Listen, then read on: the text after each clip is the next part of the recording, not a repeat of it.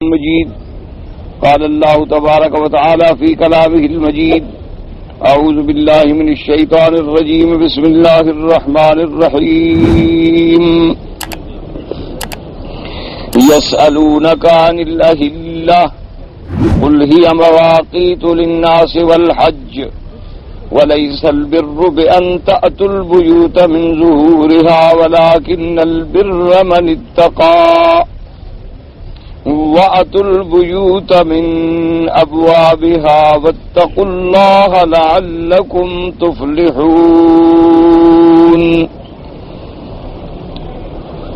اللہ تبارک و تعالی نے کلام مقدس کے ان آیات مبارکہ میں جو سورۃ البقرہ کی آیات ہیں ارشاد فرمایا ہے کہ یسألونک عن الأہلۃ، آپ سے سوال کرتے ہیں اس نئے چاند کے بارے میں. قل ہی مواقیت للناس والحج، فرما دیجئے یہ اوقات ہے لوگوں کے لیے اور حج اور نفس سے، لیکن بھلائی یہ ہے جو اللہ سے ڈر گیا. آؤ اپنے گھروں کو اپنے دروازوں سے اللہ سے ڈرو تاکہ تم کامیابی حاصل کر سکو. اب اس میں جیسا کہ ہم نے عرض کیا تھا کہ سورۃ البقرہ میں اب یہ جو ہم پڑھ رہے ہیں اس کا نام ہے ابواب البر، یعنی بھلائی کے ابواب. تو اس میں اللہ تبارک و تعالی نے کئی مسائل بیان فرمائے، جیسے کہ پہلے مسئلہ صوم کا ذکر آیا. اسی طریقے سے اللہ تبارک و تعالی نے رمضان المبارک کی فضائل کا ذکر فرمایا. اس سے پہلے آپ نے پڑھا ہے اللہ تبارک و تعالی نے قصاص کا حکم بیان فرمایا. اس کے بعد اللہ تبارک و تعالی نے اعتکاف کا حکم بیان فرمایا. پھر پروردگار عالم نے ان چیزوں کو جو باطل کے ذریعے سے حاصل کی جائیں اور دھوکے سے حاصل کی جائیں اس مال کے حرام ہونے کا بیان فرمایا. تو اب یہاں پر ایک سوال کے جواب میں پروردگار عالم نے قرآن پاک اتارا کہ صحابہ رضوان اللہ علیہم اجمعین نے حضور صلی اللہ علیہ وسلم سے سوال پوچھا. انہوں نے سوال یہ کیا کہ یا رسول اللہ صلی اللہ علیہ وسلم، یہ چاند جو ہے اس کی چاند جو ہے کبھی ابتدا میں باریک ہوتا ہے، پھر بڑھتا چلا جاتا ہے حتیٰ کہ مکمل ہو جاتا ہے، پھر گھٹنا شروع ہو جاتا ہے. لیکن سورج جو ہے مثلا وہ اپنی ایک ہی حالت پہ ہے. تو اس کی کیا وجہ ہے؟ یہ ایک سوال تھا جو صحابہ رضوان اللہ علیہم اجمعین نے اپنے آقا سے سرکار مدینہ صلی اللہ علیہ وسلم سے پوچھا، جس کے جواب میں اللہ نے قرآن مقدس کی یہ آیات اتاری. حضرت ابن عباس رضی اللہ تعالی عنہ ارشاد فرماتے ہیں کہ اصحاب رسول اللہ صلی اللہ علیہ وسلم ایک ایسی مقدس اور پاکیزہ جماعت تھی کہ جنہوں نے صرف 14 سوالات ہیں جو حضور صلی اللہ علیہ وسلم سے پوچھے ہیں. حالانکہ پہلی امتیں جو تھیں وہ کثرت سوال کی وجہ سے بھی ہلاک ہو گئیں کہ ہر وقت اپنے پیغمبروں سے سوال کرتے تھے، سوال. اور پھر بعض سوال ایسے ہوتے ہیں کہ جن کے جواب میں کوئی حکم آتا ہے آدمی عمل نہیں کرتا اور آدمی ہلاک ہو جاتا. کہ بھی آپ نے خود پوچھا، جب آپ کو بتا دیا گیا تو پھر آپ نے اس پہ عمل کیوں نہیں کیا؟ تو پہلی امتیں جو تھی وہ کثرت سوال کی وجہ سے بھی ہلاک ہوئیں. یہ اصحاب رسول پاک صلی اللہ علیہ وسلم کی یعنی کمال علم ہے اور ان کی کمال دیانت ہے اور حضور کے سامنے ادب ہے کہ ادب سے انہوں نے کبھی زیادہ کوئی سوال نہیں کیا، بلکہ ایسے سوال پوچھے کہ جو ذاتی نہیں تھے بلکہ جن سے پوری امت کو قیامت تک کے لیے فائدہ پہنچا. تو حضرت ابن عباس رضی اللہ تعالیٰ عنہ فرماتے ہیں کہ صحابہ نے جو سوال فرمائے ان کا کل عدد جو ہے وہ 14 سوالات. اچھا، اور 14 سوالات میں سے تقریباً 6 سوال جو ہیں وہ تو صرف اسی سورۃ البقرہ میں موجود ہیں، اور باقی جو ہیں 8 سوالات وہ مختلف صورتوں میں ہیں.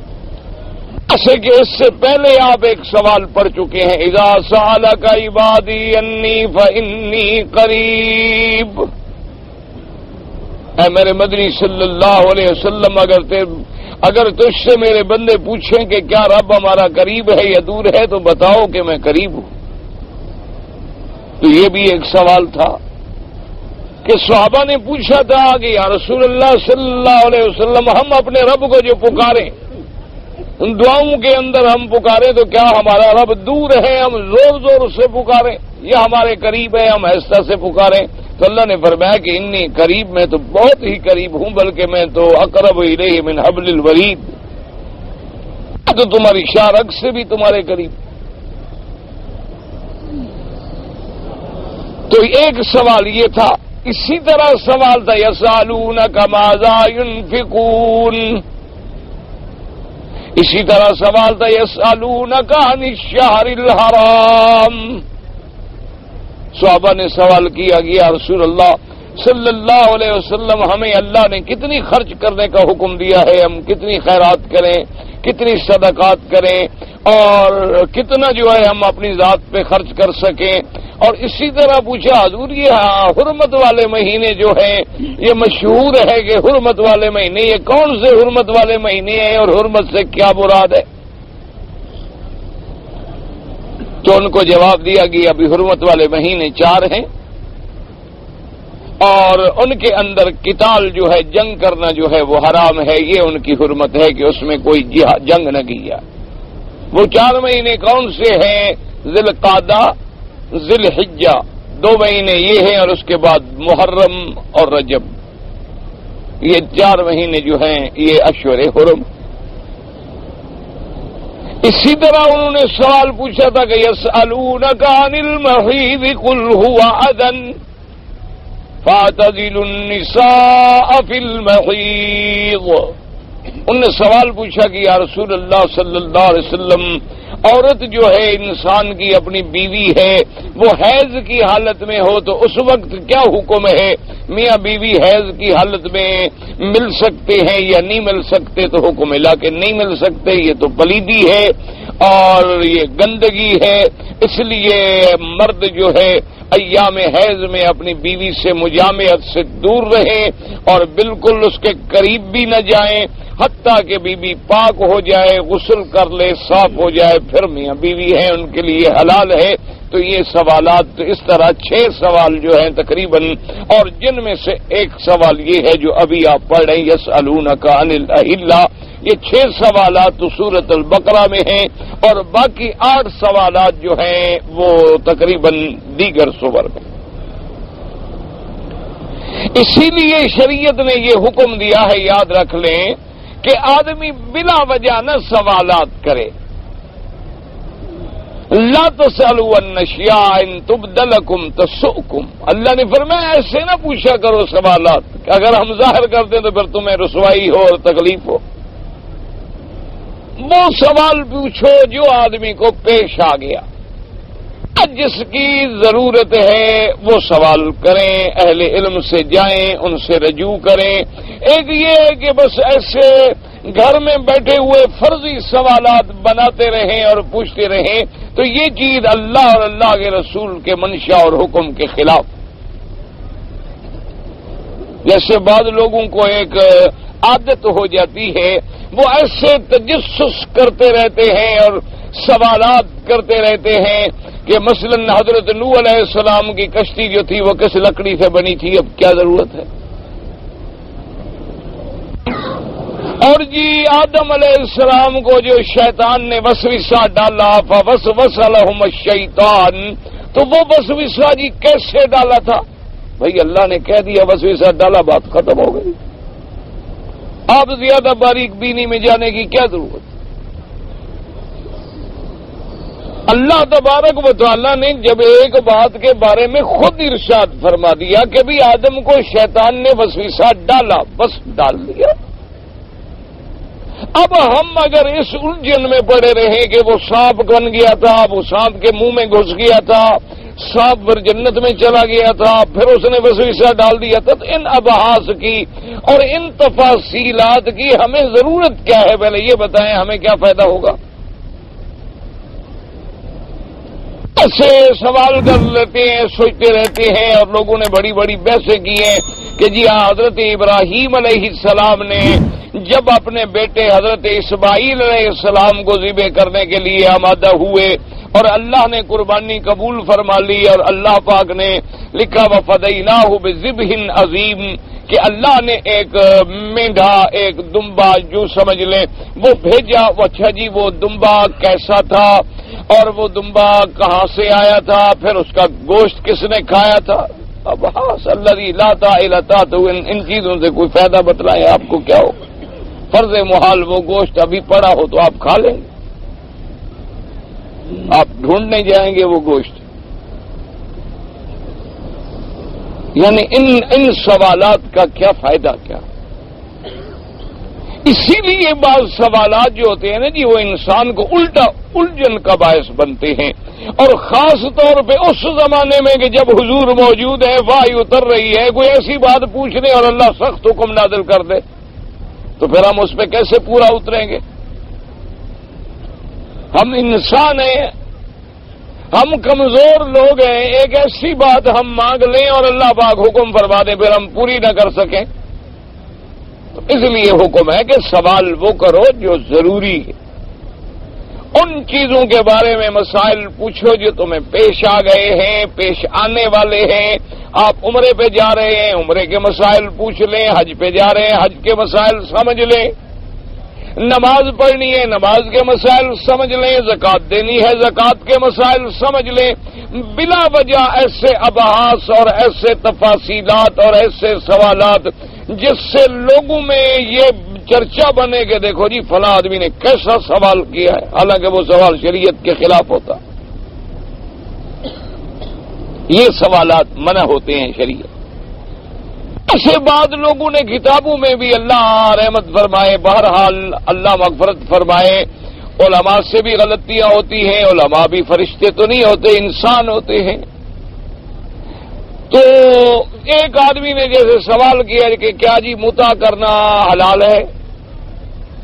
تو ایک مولوی صاحب نے جواب دیا، فوت ہو گئے اللہ مغفرت کرے، انہوں نے کہا کہ متع کے بارے میں یہ ہے کہ اگر مثلا ایک کشتی ہے، اس میں آپ سفر کر رہے ہیں اور طوفان آ گیا اور کشتی ڈوبنے لگی، ٹوٹ پھوٹ گئی، اس کے ایک تختے پر ایک نوجوان مرد ہے اور ایک عورت ہے اور دونوں بچ گئے اور کسی دریا کے کنارے پہ جنگل میں جا لگے، وہاں کوئی آدمی بھی نہیں ہے، تو اب چونکہ عالم اضطرار ہے اور ان پر بڑا مشکل ہے کہ وہ اپنے آپ کو قابو میں رکھ سکیں، تو ان حالات میں متع ہو سکتا ہے۔ اب اتنی دور کی کوڑی لانے کی ضرورت کیا تھی کہ پہلے تو ہم نے ایک فرضی کشتی بنائی، پھر ایک فرضی سمندر بنایا، پھر ایک فرضی جنگل تلاش کیا جس میں کوئی آدمی بھی نہ ہو، پھر ایک فرضی ہم نے طوفان کھڑا کیا جو کشتی کو توڑ ڈالے، اس سے ایک فرضی پھٹا نکلا جس پہ ایک مرد اور عورت اجنبی کو ہم نے بٹھا دیا، چلو بہن بھائی اگر آ جائیں تو پھر وہ کیا کریں؟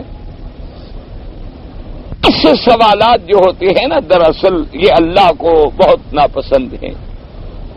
آدمی ایک ایسی چیز کا سوال کرے جو ایک واقع ہے، متع حرام ہے، بس کھلی سی بات ہے، لا متعۃ فی الاسلام، اسلام میں کوئی متع نہیں۔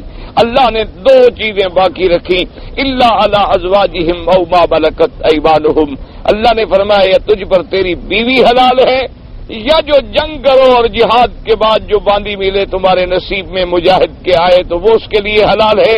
فمن ابتغى وراء ذلك، دو کے علاوہ اور سب چیزیں حرام، بس بات ہی ختم ہو۔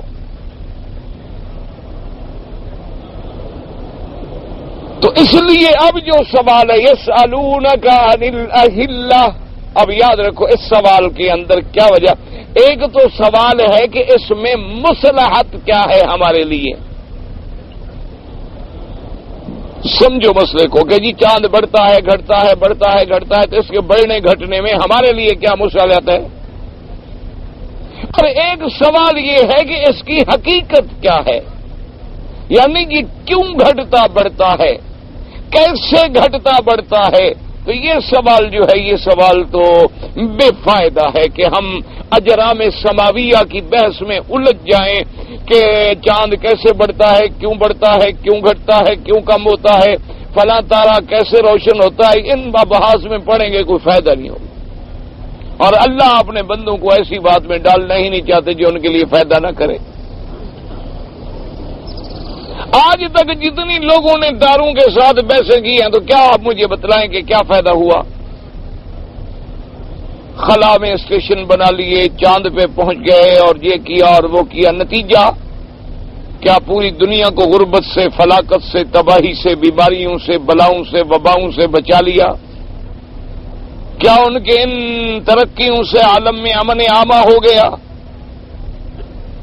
اور اگر آپ غور کریں کہ جتنے ملکوں نے اس دوڑ پہ جو دولت خرچ کی ہے، اگر آپ اس کو جمع کریں اور کسی پڑھے لکھے آدمی سے حساب کروائیں، وہ دنیا میں تقسیم کر دیں، تو پورے عالم میں کوئی غریب نہ رہے۔ اور آج عالم یہ ہے کہ 17 کروڑ کے قریب انسان جو ہیں پوری دنیا میں فاقے سے رہتے ہیں۔ اللہ نے بس ہمارے لیے ایک واضح کر دیا ہے کہ بھئی ہم نے تارے بنائے ہیں زینۃ للسماء، آسمان کے لیے زینت ہے، وعلامات وبالنجم هم یہتدون، اور تیرے لیے راستہ دکھانے کا ایک ذریعہ ہے، اور پھر شہاب ثاقب ہیں آسمانوں کی حفاظت کے لیے اللہ پاک نے، تاکہ شیاطین جو ہیں وہ ملائے اعلیٰ کی باتیں نہ سن سکیں۔ بس اتنی چیزیں جو بتا دی ہیں میرے اللہ نے، اتنی کافی ہے۔ اس لیے سب سے پہلے تو یہ سمجھیں کہ جو سوال ہے نا وہ اگر ہے مسالے کے بارے میں پھر تو ٹھیک ہے، اگر سوال مثلا صحابہ نے بھی کیا تھا حقیقت کے بارے میں کہ اس کی حقیقت کیا ہے، حالانکہ یہ بات بعید ہے صحابہ کے مزاج سے، پھر بھی جواب جو ہے وہ مصلحت کا دیا گیا، ادھر اشارہ کیا گیا کہ تم اس چکر میں نہ پڑو، جیسے ایک آدمی کو پیاس لگی ہو، وہ کہے کہ آپ پانی لے آئیں، تو اب اس کا کام ہے پانی پی دے، پیاس لگی ہے اپنی پیاس بجھائے، اس کا یہ کام نہیں کہا کہ نہیں جناب مجھے پیاس بڑی زبردست لگی ہے، میں بڑا پیاس ہوں، لیکن پہلے مجھے یہ بتائیں کہ پانی بنتا کیسے ہے، اس میں ہائیڈروجن کی نسبت کیا ہے اور اس میں فلاں نسبت کیا ہے، تو انشاءاللہ وہ مر جائے گا۔ بھئی تم حقیقت کو دریافت کر رہے ہو یا اپنی غرض پوری کرو، جس غرض کے لیے اللہ نے تمہیں پانی دیا ہے پی لو، بس ٹھیک ہے، اللہ پاک رحمت فرمائے۔ تو اس لیے اللہ نے جواب یہ دیا کہ قل ہی مواقیت للناس والحج، اہلا یاد کرو، اہلا ہے ہلال سے، ہلال کہتے ہیں ابتدائی راتوں کے اندر جو چند راتیں ہیں نا، پہلی دوسری تیسری، اس میں ہوتا ہے ہلال، پھر اس کے منازل جو ہیں بدل جاتے ہیں، ہلال بنتے بنتے بنتے پھر بدر ایک کامل بن جاتا ہے، 14ویں کی رات میں آ کے مکمل ہو گیا دائرہ، پھر اس کے بعد گھٹنا شروع ہوتا ہے، گھٹتے گھٹتے کل ارجون القدیم ایسے ہو جاتا ہے جیسے کھجور کی ٹہنی جو ہے وہ سوکھی ہو کے ٹیڑھی ہو جائے، بریک ہو جائے، ایسے ہو جاتا ہے۔ تو اللہ تبارک و تعالی نے فرمایا کہ ہم نے چاند کا یہ گھٹنا بڑھنا جو ہے میرا مدنی صلی اللہ علیہ وسلم تمہارے لیے میقات، اوقات کار کی تقسیم اور حج، یعنی کیا ماننا، بعض اوقات ہیں معاملات اختیاری کے تابع اور بعض اوقات ہیں غیر اختیاری۔ کیا مانا، ایک تو اختیاری ہے کہ میں نے آپ سے قرضہ لیا اور میں نے کہا جی میں آپ کو 1 مہینے کے بعد دوں گا، تو اب وہ 1 مہینے کا حساب کیسے کریں گے؟ چاند کی تاریخ سے۔ اسی طریقے سے ہم نے آپس میں کوئی معاہدہ کیا بھی ہم یہ کام اکٹھا کریں، حساب کب کریں گے؟ جی سال کے بعد۔ تو اب جو معاہدے کا وقت ہے وہ ہم کیسے معین کریں گے؟ چاند سے۔ اسی طرح بعض جو ہیں ہمارے اختیار میں نہیں ہے، لیکن اللہ کی طرف سے نظام ہے. جیسے حج ہے، سال میں حج ایک دن آئے گا، 9 ذی الحجہ کو ہم نے عرفات میں جانا ہے، اس کا حساب بھی چاند سے ہوگا. رمضان المبارک کا مہینہ روزے ہم نے رکھنے ہیں، اس کا حساب بھی چاند سے ہوگا. فمن شہد منکم الشہر فلیصمہ، اس کا حساب بھی چاند سے ہوگا. اچھا، اسی طرح ایام حیض کے دن وہ بھی چاند کی تاریخوں سے گنے جائیں گے. اسی طرح اگر کوئی عورت ہے، اس کا خاوند مر گیا، عدت کے دن ہیں 4 مہینے 10 دن، تو وہ بھی ہم چاند کی تاریخوں سے گنیں گے. تو اللہ نے فرمایا میرے مدنی، آپ کے لیے، بندوں کے لیے اس میں فائدہ ہے کہ ہم نے جو تمہارے اوقات ہیں، میقات ہیں، معاہدے ہیں، عدت ہے، حج ہے، روزہ ہے، ان تمام کا مسئلہ جو ہے چاند کے حساب پہ رکھ دیا. اسے یاد رکھیں کہ حساب چاند سے بھی ہوتا ہے، سورج سے بھی ہوتا ہے. اللہ نے قرآن میں سورج کا بھی ذکر کیا ہے، جہاں اللہ تبارک و تعالیٰ نے یہ ارشاد فرمایا ہے کہ مواقع یسألونک عن الأہلہ قل ہی مواقیت للناس والحج. اسی طرح فرماتے ہیں فمحونا آیت اللیل وجعلنا آیت النہار مبصرۃ لتبتغوا فضلا من ربکم ولتعلموا عدد السنین والحساب. اللہ نے دوسری جگہ قرآن میں فرمایا کہ پھر ہم نے رات کی نشانی کو مٹا دیا، محونا آیت اللیل، اور جو دن کی نشانی ہے روشن، اس کو ہم نے باقی رکھا تاکہ تم رزق حاصل کر سکو اور تم جان سکو وہ سالوں کے اور مہینوں کے حساب جو ہیں. تو اب ہمیں قرآن نے یہ بتلایا کہ حساب چاند سے بھی ہو سکتا ہے اور سورج سے بھی ہو سکتا ہے، لیکن ان دونوں کے دورے میں فرق ہے. چاند کا دورہ جو ہے یہ 28 راتوں میں مکمل ہو جاتا ہے، اور سورج کا دور جو ہے وہ تقریباً 360 دنوں میں جا کے مکمل ہوتا ہے. اب یہ چاند 28 راتوں میں اپنی منزلیں پوری کر دیتا ہے، اور اس کے بعد اگر ڈوب جائے گا تو پھر یا 30 کا ہوگا تو 2 راتیں ڈوب جائے گا، 29 کا ہوگا تو 1 رات ڈوب جائے گا. تو اس سے اللہ تبارک و تعالیٰ نے ہمارے لیے حساب رکھا ہے. لیکن اسلام میں زیادہ دار مدار حساب کا جو ہے وہ چاند پر ہے، اس لیے کہ چاند کے منازل کو دیکھ کے سمجھنا جو ہے اتنا آسان ہے کہ ایک جنگل میں رہنے والا بدو بھی دیکھ کے سمجھ سکتا ہے کہ جی آج پہلی کا چاند ہے، دوسری کا ہے، تیسری کا ہے، چوتھی کا ہے، آج 13ویں ہے، آج 14ویں ہے، آج 15ویں ہے، آج چاند ڈوب رہا ہے. یہ حساب آسان ہے. اور سورج کا حساب جو ہے وہ ما سوائے آلات رصدیہ کے، جب تک ہمارے پاس وہ آلات نہ ہوں ہم اس کو نہیں دیکھ سکتے، نہ اس کے حساب کو ہم سمجھ سکتے ہیں. گو اس کا حساب رکھنا بھی جائز ہے، لیکن اصل مدار جو ہے وہ چاند کے حساب پہ. اسی لیے علماء نے یہ لکھا ہے کہ اگر کوئی آدمی چاند کی تاریخوں کو بالکل چھوڑ دے، جیسے ہمارے ہاں رواج ہو گیا ہے کہ اب مسلمانوں کو بالکل پتہ ہی نہیں ہوتا کہ بھئی آج کون سا مہینہ ہے. یعنی ابھی آپ جو سننے والے بھائی کھڑے ہیں نا، ان میں سے میرے خیال میں انشاءاللہ اکثریت کو یہ پتہ نہیں ہوگا کہ آج کون سا مہینہ ہے عربی کا اور اس کی تاریخ کیا ہے. سب کو انگریزی کا پتہ ہوگا، نومبر ہے، پتہ نہیں دسمبر ہے، کیا بلا ہے، یہ سب کو پتہ ہوگا. تو اس لیے علماء نے لکھا ہے کہ اگر کوئی آدمی اپنے تمام معاملات کو چاند کی تاریخوں پہ نہ رکھے، صرف اس پہ اپنے شمسی حساب پہ رکھے کو جائز ہے، لیکن گناہگار ہوگا کہ اللہ تبارک و تعالیٰ نے جو ہمارے لیے نظام بنانا تھا اس کو وہ چھوڑنے کا ذریعہ بن رہا ہے. ہاں، یہ علیحدہ بات ہے کہ آپ نے مثلا غیر ملکوں سے معاملات کرنے ہیں، آپ اسی تاریخوں میں کرتے ہیں، لیکن اپنے پاس کوئی عربی تاریخوں کو یاد رکھنے کا ذریعہ تو بنائے تھا کہ تمہیں پتہ لگے کہ اسلام کیا کہتا ہے، اسلام کے مہینے کون سے ہیں، اسلام کے مہینوں میں ابتدا کہاں سے ہوتی ہے، انتہا کہاں سے ہوتی ہے، تاکہ آپ کو اندازہ ہو سکے کہ محرم الحرام کیا ہے. محرم ہے، سفر ہے، ربیع الاول ہے، ربیع الثانی ہے، جمادی الاولیٰ ہے، جمادی الاخرہ ہے، رجب ہے، شعبان ہے، رمضان ہے، شوال ہے، ذی القعدہ ہے، ذی الحجہ ہے. تو یہ مسلمانوں کو کم از کم اس کا بھی کم سے کم حساب رکھنا جو ہے وہ ضروری ہے، تاکہ وہ اللہ کے دین سے متعلق رہیں۔ اور پھر ہماری تاریخ جو ہے اس کا یعنی جیسے حساب کا مدار ہمارا اہلہ پہ ہے، ہلال پہ ہے، چاند پہ ہے، ہماری تاریخ جو ہے اس کی ابتدا بھی ہجرت محمد مصطفیٰ سے ہے صلی اللہ علیہ وسلم۔ اس لیے مسلمانوں کی تاریخ کو لکھا جاتا ہے ہجری، یعنی جیسے آج اگر آپ دیکھیں گے بھی 1415 ہجری، اور دوسروں کی جو تاریخ ہے عیسائیوں کی اس کو کہا جاتا ہے میلادی، اس کو لکھا جاتا ہے جیسے آج کل آپ کے ہاں کیا ہے 1994، تو یہ 1994 جو ہے یہ میلادی ہے۔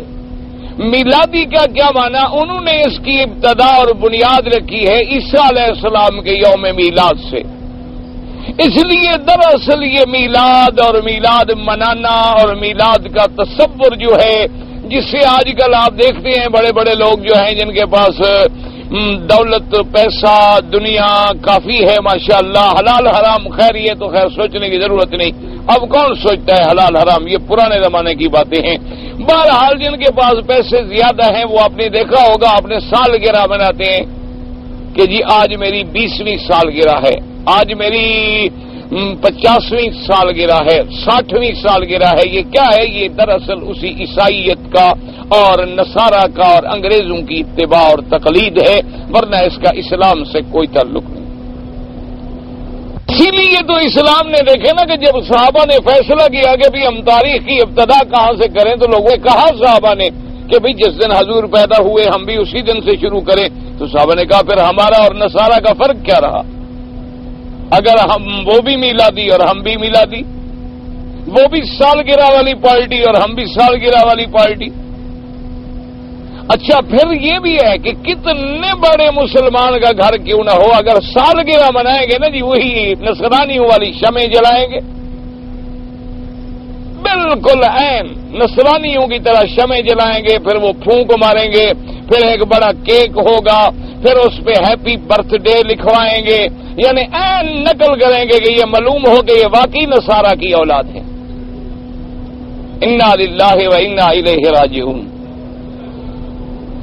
دیکھو جی ہر آدمی اپنے ماں باپ کو اچھا سمجھتا ہے نا، اس کی اتباع کرتا ہے، اس کی شکل بناتا ہے۔ اگر ہم نے محمد عربی کے ساتھ محبت کی ہوتی تو کیا حضور نے کبھی اپنی سالگرہ منائی، کبھی بیٹوں کی منائی، کبھی بی بی فاطمہ کی منائی؟ ہے کوئی مائی کا لال ثابت کرے؟ اور اگر حضور نے نہیں منائی، اور میرا ایمان ہے کہ ہمارے کروڑوں بیٹے محمد مدنی کے ایک بیٹی کے جوتی کے برابر بھی نہیں ہو سکتے، تو پھر اگر ان کے لیے نہیں ہے تو یہ ہم نے کس کی اتباع کی ہے؟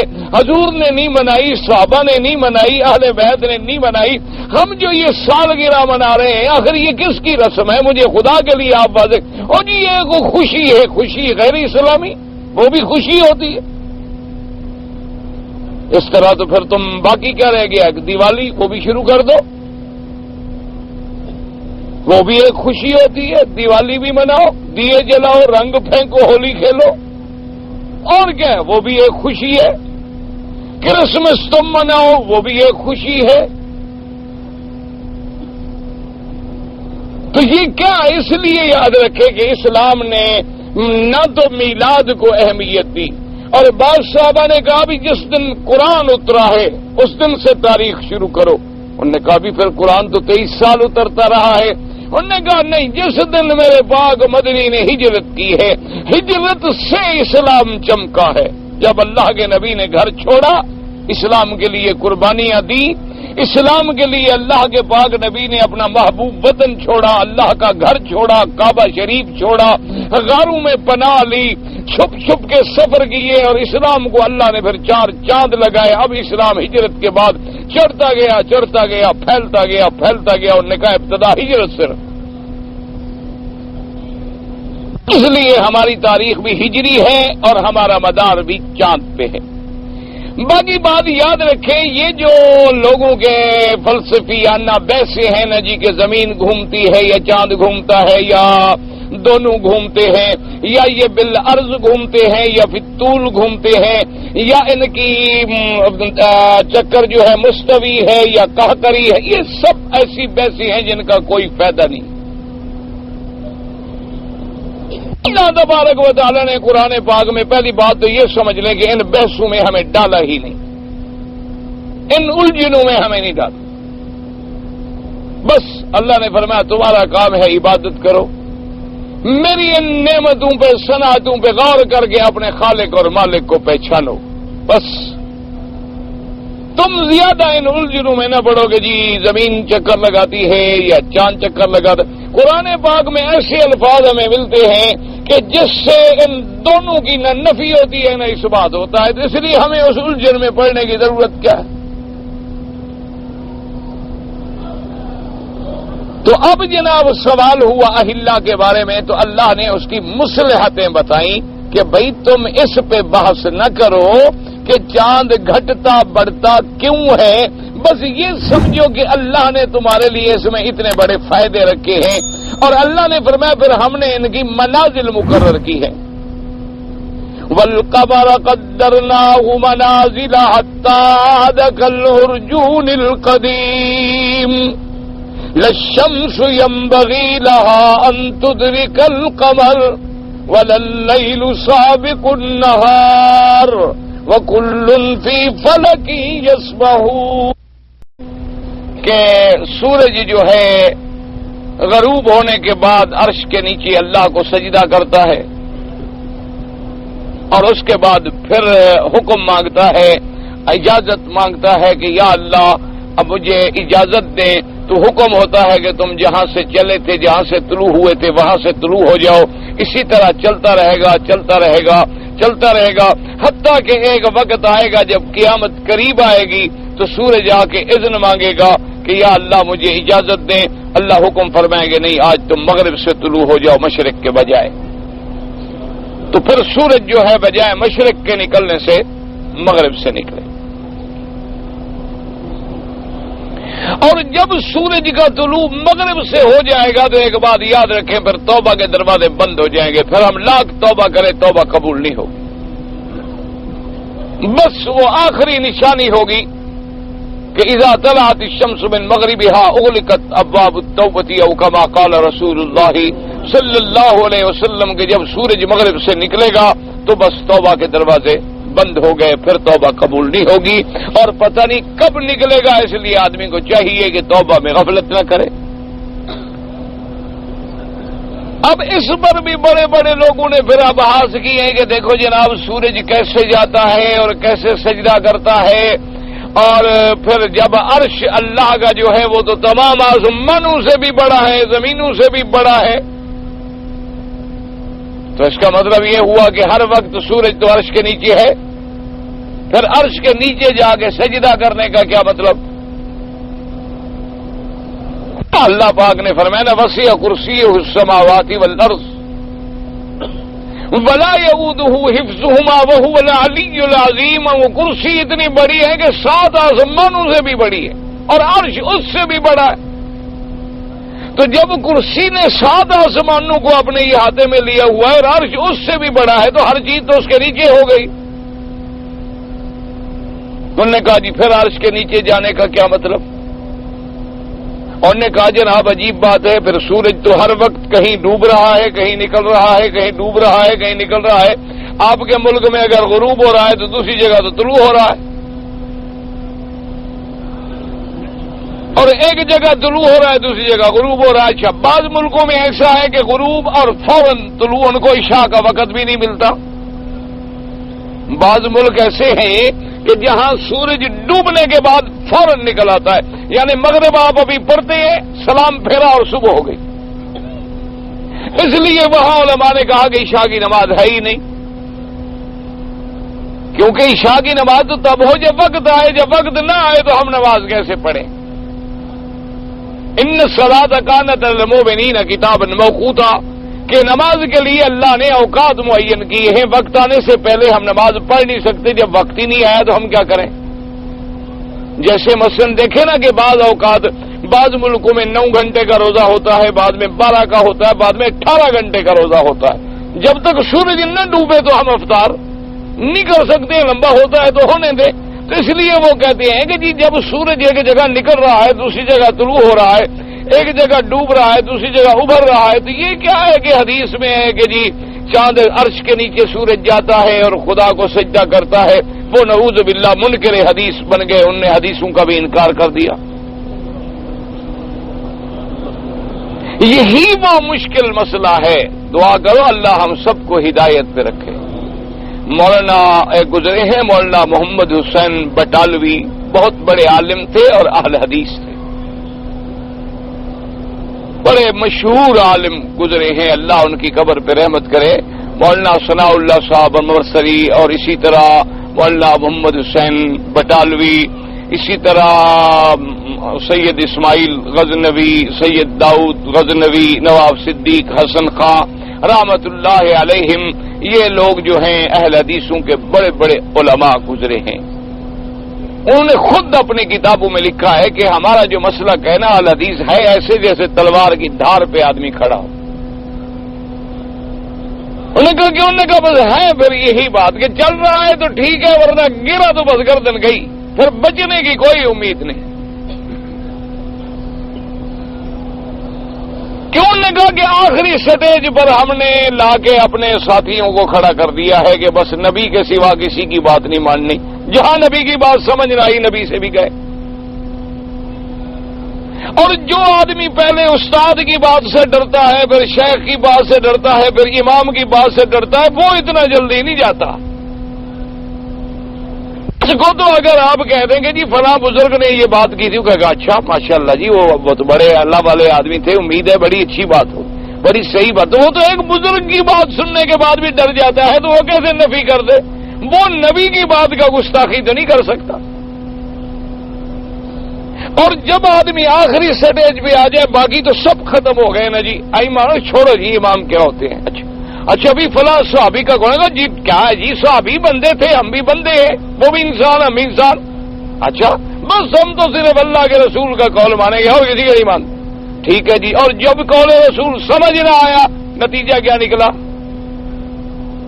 یا کہیں روایات متعارضہ آ گئی، اس لیے آپ تاریخ پڑھیں، کسی پہ اعتراض نہیں ہے، برق کون تھا۔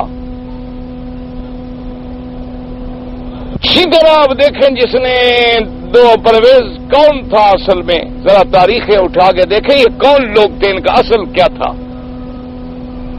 اس لیے دعا کریں اللہ کسی کو بھی انکار حدیث منکرین حدیث کے فتنوں سے اللہ ہر کو بچائے، اور اللہ ہمیں قیامت تک حضور کا غلام رکھے اور حضور کی اتباع میں موت نصیب کرے۔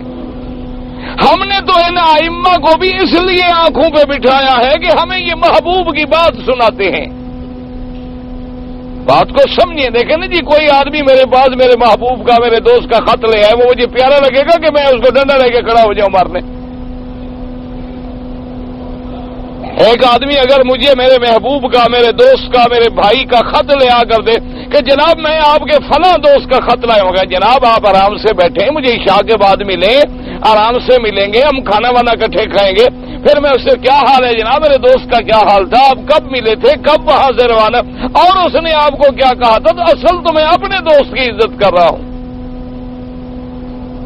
ہم نے جب امام ابو حنیفہ رحمۃ اللہ علیہ، امام شافعی رحمۃ اللہ علیہ، امام مالک رحمۃ اللہ علیہ، امام احمد بن حنبل رحمۃ اللہ علیہ، امام ظفر رحمۃ اللہ علیہ، ابو یوسف رحمۃ اللہ علیہ، محمد بن حسن الشیبانی رحمۃ اللہ علیہ، امام بخاری، امام مسلم، ان کی جو ہم نے محبت کی ہے، کیونکہ یہ ہمیں کس کی بات بتاتی ہیں؟ ہمارے محبوب محمد عربی کی، اس لیے ہم ان سے پیار کرتے ہیں کہ اصل میں کیا ہے ان کی اپنا کچھ نہیں ہے، میں ان کی محفل سنوارتا ہوں، چراغ میرا ہے رات ان کی، میں ان کے مطلب کی کہہ رہا ہوں، زبان میری ہے بات ان کی، اس لیے ہم احترام کرتے ہیں۔ سمجھیں کہ بھائی ہم ممکن ہے حضور کی بات کو سمجھنے میں غلطی کر جائیں، لیکن یہ بڑے عالم تھے، بڑے دیندار تھے، بڑے متقی تھے، بڑے پرہیزگار تھے، اور ان کا زمانہ بھی میرے محبوب کے زمانے کے قریب تھا، ان کی بات ہماری سمجھ سے زیادہ بہتر ہوگی، چلو ان کی بات سنو، یہ کیا کہتے ہیں؟ پتہ نہیں ہم غلطی کر جائے. اس لیے اور جب ہم ان سب کا حصہ ختم کر دیں کہ جی مولوی صاحب نے بولا چھوڑے یار کوئی ہم مولوی کو مانتے کیا مولوی. انہوں نے کہا جناب ایک قول ہے صحابی کا. صحابی کا قول ہے نا, چھوڑو جی صحابی کا قول ہے, کیا ہو گیا بی بی عائشہ نے کیا تو کیا ہو گیا. اب مولوی بھی ختم, صحابی بھی ختم, باقی آ گئے ہم حضور کی ذات مبارک تک. اچھا بھی حضور کی بات کون پہنچائے گا ہم تک؟ خود تو ہم ملے نہیں, زیارت ہمیں ہوئی نہیں. اب ہم پھر کسی نہ کسی امام کے تو محتاج ہیں. امام ابو حنیفہ نہ ہو امام بخاری سے ہی. آخر حضور کی بات ہمیں کون بتلائے گا؟ اچھا اور جو درمیان میں راوی ہیں ان پر اگر آپ کتابوں میں بحث پڑھیں گے تو یا ابن معین فرماتے ہیں ثقہ ہے, امام ترمذی فرماتے ہیں وہ ثقہ نہیں ہے. ایک امام فرماتے ہیں کہ وہ آدمی جو ہے اس سے روایت لینا درست ہے, دوسرا کہتا نہیں وہ تو سب سے بڑا جھوٹا تھا, منکر الحدیث تھا وہ. اب ہم کہاں جائیں جی؟ اس لیے ذرا عقل کو اپیل کیا کریں. اعتراض کرنا بڑا آسان ہے لیکن عمارت بنانا بڑا مشکل ہے. توڑ ڈالنا تو بڑا آسان. کسی مولوی کی نفی کرنی ہو تو 1 منٹ کی بات ہے نا, بھائی نہیں مانتا بس ٹھیک ہے. جیسے وہ مسئلہ مشہور ہے, ایک آدمی کیا کہنے لگا میں سارے لاہور والوں کو جھوٹا کر کے آ گیا ہوں. انہوں نے کہا یار لاہور میں اتنے لوگ رہتے ہیں تم نے سب کو کیسے جھوٹا کر لیا؟ اس نے کہا جو بات وہ کرتے تھے میں نہیں مانتا تھا لہذا جھوٹے تو ہو گئے. جو بات وہ کہتے تھے میں نہیں مانتا تھا, میں کہتا میں نہیں مانتا بس لہذا جھوٹے ہو گئے. تو اس طرح اگر آپ سارے لاہور کو جھوٹا کر لیں تو یہ علیحدہ بات ہے, لیکن حقیقت کا سمجھنا جو ہے وہ علیحدہ بات ہے. کوئی حکمتیں ضرور ہیں کہ اللہ نے ہمیں 24 گھنٹے میں 5 دفعہ ایک امام کے پیچھے کھڑا کر دیا ہے. ورنہ کہتے تھے گھروں میں جاؤ نماز پڑھو, اپنی نماز پڑھ لیا کرو, ریا بھی نہیں ہوگا, کوئی دیکھے گا بھی نہیں, چھپ کے گھر میں پردے سے دروازے بند کر کے اپنا. لیکن کوئی وجہ ضرور ہے, کوئی حکمت ضرور ہے کہ اللہ ہمیں کسی ڈسپلن کا پابند کرنا چاہتے ہیں, کسی نظام میں ہمیں پرونا چاہتے ہیں, کسی سلک کی لڑی میں ہمیں دانوں کی طرح کہتے ہیں بکھرے نہ رہو, مل جاؤ اور کسی کے پیچھے کھڑے ہونا پڑے گا. اس کے بغیر تمہارا چارہ نہیں. اس لیے بہرحال اللہ پاک رحمت فرمائے. تو اب جناب جب حدیث سمجھ نہ آئی, نعوذ باللہ حدیث کا انکار کر گئے. اصل پتہ ٹھوکر کہاں سے لگی؟ ٹھوکر یہ لگی کہ لفظ آ گیا تھا نا کہ سورج سجدہ کرتا ہے, تو انہوں نے سمجھا کہ جیسے ہم سجدہ کرتے ہیں سورج بھی شاید اسی طرح سجدہ کرتا ہوگا. پہلے وضو کرنے جاتا ہوگا, پھر ہاتھ باندھ کے کھڑا ہوتا ہوگا, پھر رکوع شریف میں جاتا ہوگا, پھر رکوع شریف سے کھڑا ہوگا, پھر سجدہ کرے گا, ٹانگیں نیچے رکھے گا, ماتھا ٹکائے گا. اسی چکر میں پڑ گئے. یہ نہ سوچا کہ کل قد علم صلاتہ و تسبیحہ. اللہ نے فرمایا میں نے ہر چیز کو اس کی تسبیح سکھلا دی ہے. پرندوں کی تسبیح علیحدہ ہے, تیری تسبیح علیحدہ ہے, درختوں کی علیحدہ ہے, پہاڑوں کی علیحدہ ہے, سورج کی علیحدہ ہے, چاند کی علیحدہ ہے, اس کے سجدے بھی علیحدہ ہیں. تم اس بحث میں کیوں پڑھ رہے ہو؟ حدیث رسول آنکھوں پہ آ گئی کہ نہ آئی؟ سب انکار جو تھے وہ سب اعتراضات جو بھئی سورج کا سجدہ ہے کیسے ہے؟ میرا رب جانتا ہے. جس کو وہ سجدہ کرتا ہے اس سجدے کی کیفیت کیا ہے. یہ تو نہیں کہ ضرور وہ سجدے میں پڑا رہتا ہے اور اتنی منٹ لگ جاتے ہیں کہ طلوع ہونے میں دیر ہو جائے. نظام علیحدہ ہے. اسی لیے حضرت شاہ ولی اللہ محدث دہلوی رحمت اللہ علیہ نے لکھا کہ اگر آپ غور کریں تو درختوں کی نماز ایسے ہے جیسے قیام ہو, ہر وقت وہ کھڑے ہیں.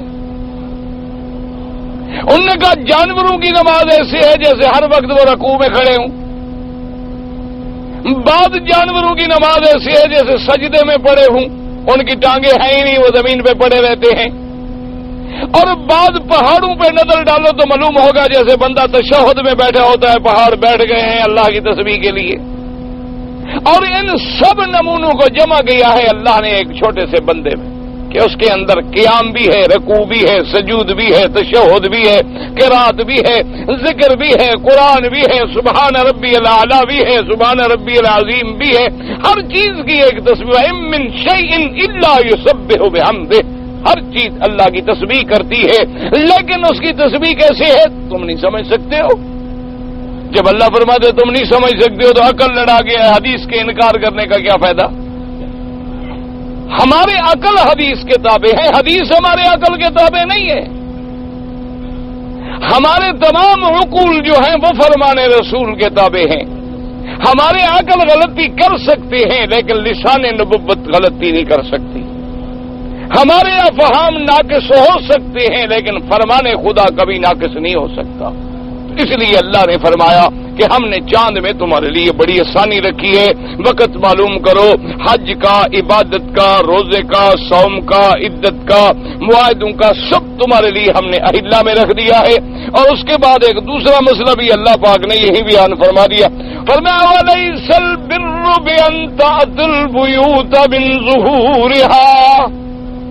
جاہلیت میں ایک رسم تھی کہ جب احرام باندھ لیتے تھے نا حج کرنے کا، احرام باندھ کے گھر سے نکل آئے، اچھا گھر سے جو نکل آئے تو اب کوئی ضرورت پیش آ گئی گھر میں پھر جانے کی،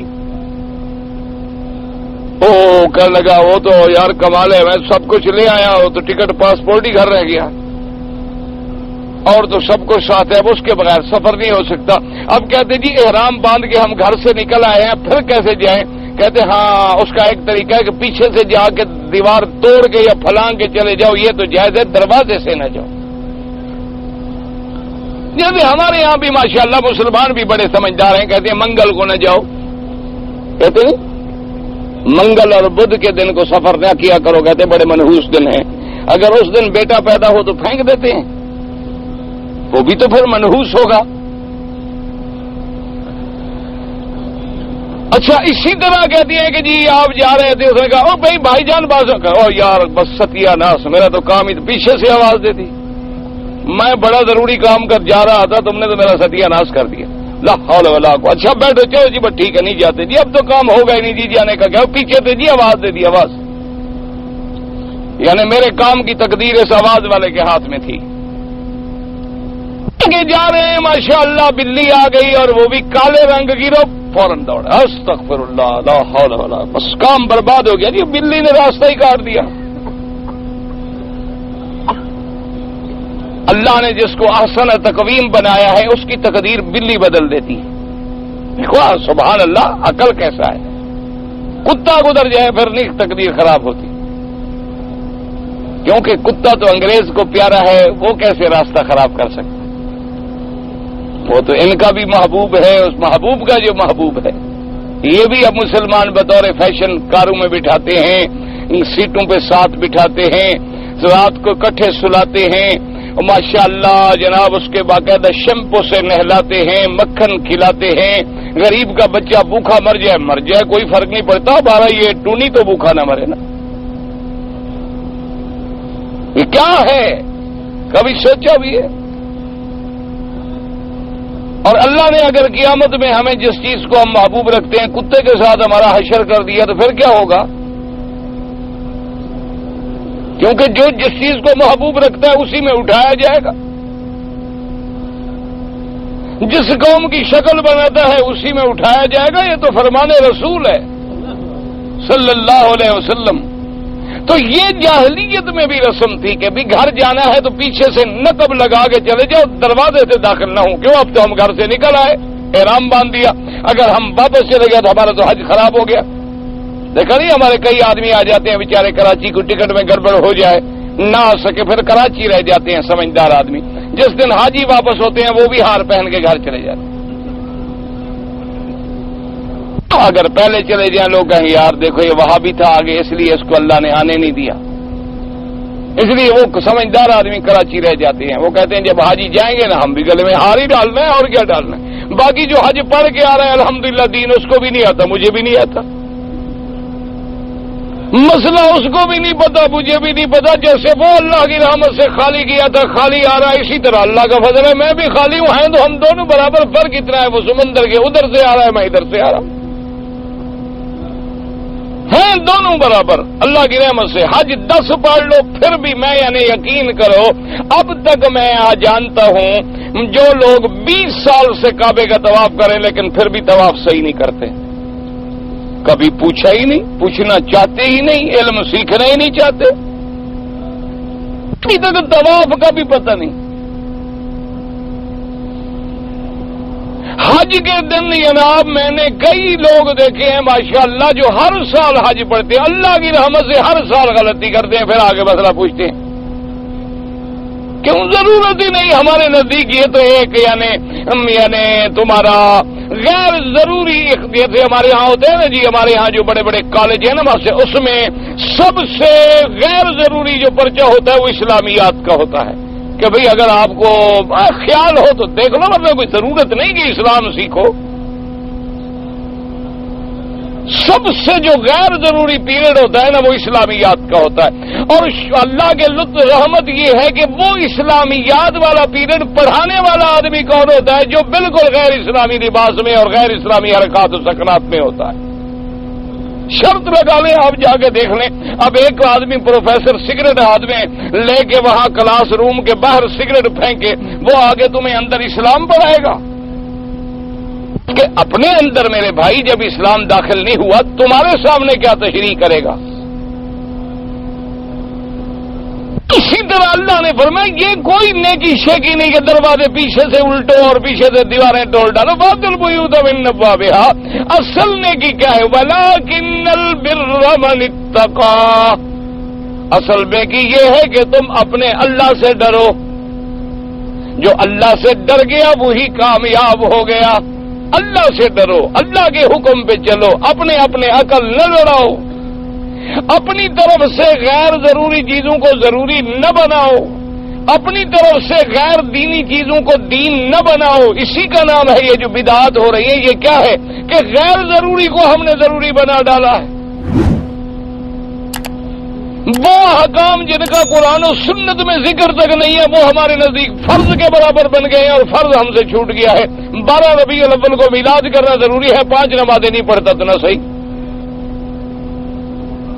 27ویں رجب کا روزہ اور 27ویں رجب میں اور لیلۃ القدر کی رات میں عمرہ کرنا ضروری ہے۔ آپ 27ویں رات کو دیکھیں گے لوگ مر جاتے ہیں بیچارے، لیکن فجر کی نماز نہیں پڑھتے۔ ایسے عمرے کا کوئی فائدہ ہے کہ نفلی عبادت کرنے آئے اور باہر سو جاتے ہیں، تھک کے باہر سو جاتے ہیں، اذان ہو رہی ہے، نماز ہو رہی ہے، سوئے ہوئے، اور جب اٹھیں گے صحت چلی گئی، یار وہ نوکری پہ بھی تو جانا ہے نا، بس 27واں کا عمرہ ہو گیا، بخشے گئے ہم۔ یہ نہیں ہے کہ بجائے ثواب کے وہ لعنت لے کے جاتے ہیں، بجائے ثواب کے نماز کا تارک کافر ہو جاتا ہے۔ امام احمد بن حنبل رحمۃ اللہ علیہ کا تو فتویٰ ہے کہ اگر ایک نماز چھوڑ دے تو کافر ہو جاتا ہے، اس کا نکاح ٹوٹ جاتا ہے۔ اگر اسی حالت میں بغیر توبہ کے مر جائے، فرماتے ہیں اس پہ جنازہ بھی نہ پڑھو، اس کو مسلمانوں کے قبرستان میں دفن بھی نہ کرو۔ اور ہم نے عمرہ کر لیا تو بخشے گئے۔ انا للہ و انا الیہ راجعون۔ اللہ سے دعا کریں اللہ ہمیں صحیح دین نصیب کرے۔ اچھا جی، کہتا ہے کہ اگر حرم میں ہم نماز عصر کے بعد، بھائی امام ابو حنیفہ رحمۃ اللہ علیہ کے نزدیک عصر کے بعد طواف کریں یا کچھ کریں، اس کی 2 رکعت جو ہے مغرب کے بعد پڑھیں۔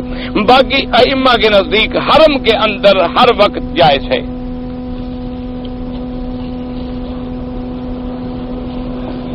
میرے 4 بیٹے ہیں، محمد ہارون، محمد بلال، محمد حسن، محمد زبیر۔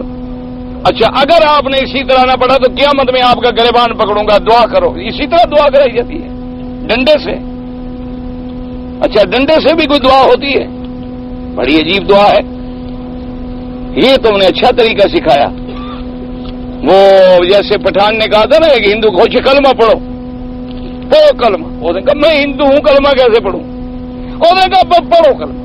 پٹھان ہے، اس کی مرضی ہے تو روس کو کلمہ پڑھوا دے۔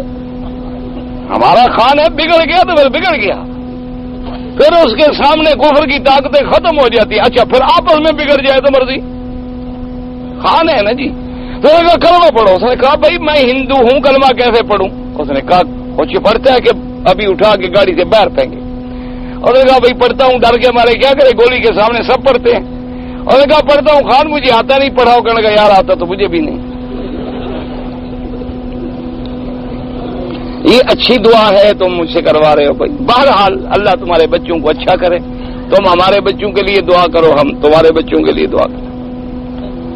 میری والدہ فوت ہو چکی، اللہ جنت نصیب فرمائے، دعا کریں۔ جو لوگ بھی فوت ہو گئے اللہ سب کی قبروں کو نور سے بھر دے، اپنی رحمت نازل فرما دے۔ اور جو زندہ ہیں ہم سب کو ہدایت پہ رکھے اور خاتمہ ایمان پہ کرے۔ میں مدینے سے آیا، بیر علی میقات کے رام باندھے بغیر آیا، آدھے راستے میں وادی جو اب ذکر کے رام باندھا، تلبیہ پڑھی، مطمئن ہوا، مسجد تریم پہنچ کر دوبارہ غسل کیا، دوبارہ تلبیہ ادا کیا، تو کیا فائدہ کیا ہوا تمہیں؟ پہلا میقات چھوڑ دیا، درمیان میں آگے احرام باندھ لیا تو ٹھیک ہے، ہو گیا، کیونکہ درمیان میں پھر ایک اور میقات بھی ہے جوفہ، اگر جوفے سے پہلے تم نے باندھ لیا تو ختم ہوگی، پھر تنیم میں دوبارہ باندھنے کی کیا ضرورت پڑ گئی تھی تمہیں؟ اور اگر تم صابن سے نہائے تھے تو دم بھی پڑ گئی، پہلا احرام تو کھڑا ہے تمہارا۔ اگر صابن شابن خوشبو والا نہیں تھا، ایسے پانی ڈال دیا تو کوئی فرق نہیں پڑتا، پھر کوئی جرمانہ نہیں۔ حرم کے اندر فقیروں کو پیسے دینا جائز ہے یا ناجائز؟ جو دیتے ہیں وہ مولوی مکی سے مسئلہ نہیں پوچھتے، اور جو پوچھتے ہیں وہ کبھی فقیروں کو دیتے ہی نہیں۔ شرط لگا لو، تم نے کتنے پیسے دیے ہیں آج تک؟ چلو قسم کھا لو بھی آج میں چلو اپنا مسئلہ بدلتا ہوں۔ اللہ کے بندے، مکہ تو سارا حرم ہے، پھر کہاں جا کے دیں گے ہم فقیروں کو؟ مکہ تو شہر جو ہے سارا، یہ بھی مسجد الحرام ہے، تو اس لیے ہم اگر مستحق نظر آئے دے دو، نہ نظر آئے تمہاری مرضی۔ اچھا، ایک محفل کسی کمرے میں یا کسی کھلی جگہ ہو رہی ہو، آدمی شامل ہو، باہر سے آئے وہ سلام کرے، تو کیا سب کو ایک آدمی بھی وعلیکم السلام کہہ دے تو کافی ہے؟ اگر سارے کہیں وعلیکم السلام تو سبحان اللہ، سب کو ثواب ملے گا۔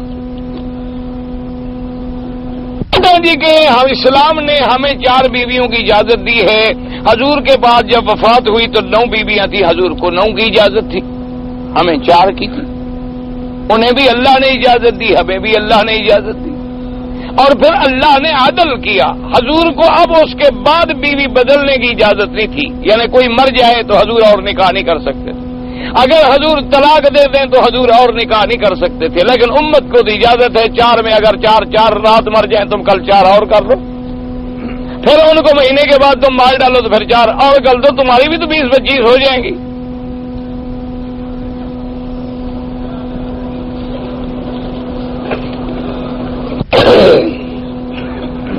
بیوی کے ساتھ میاں بیوی جماع کریں تو روزہ ٹوٹ جائے، صرف روزہ ٹوٹ جاتا ہے؟ حضرت کفارہ بھی ادا کرنا پڑتا ہے، ایک غلام آزاد کرو، ورنہ 2 مہینے روزے رکھو، اگر ان کی طاقت رہو تو پھر 60 مسکینوں کو کھانا کھلاؤ، صرف روزہ نہیں ٹوٹتا، کفارہ بھی دینا پڑے گا، روزہ بھی ادا کرنا پڑے گا۔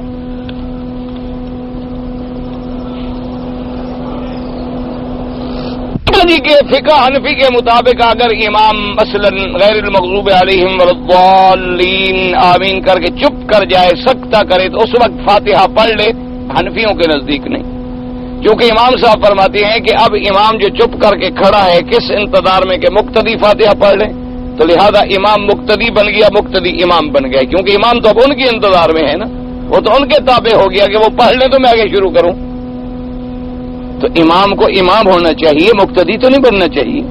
امام تو اس لیے بنایا جاتا ہے انما جعل الامام لیؤتم بہ، تاکہ تم اس کی اقتداء کرو، نہ کہ وہ تیرے لیے کھڑا رہے۔ وہ تو سکتات ہوتے ہیں جیسے اس نے پڑھا الحمدللہ رب العالمین، یہ ویسے جو سکتا ہے، تو امام احمد بن حنبل رحمۃ اللہ علیہ کا ایک قول یہ ہے اس وقت کوئی پڑھ لے۔ حنفیوں کے نزدیک تو فاتحہ پڑھنی ہی نہیں، امام کا پڑھنا کافی ہے۔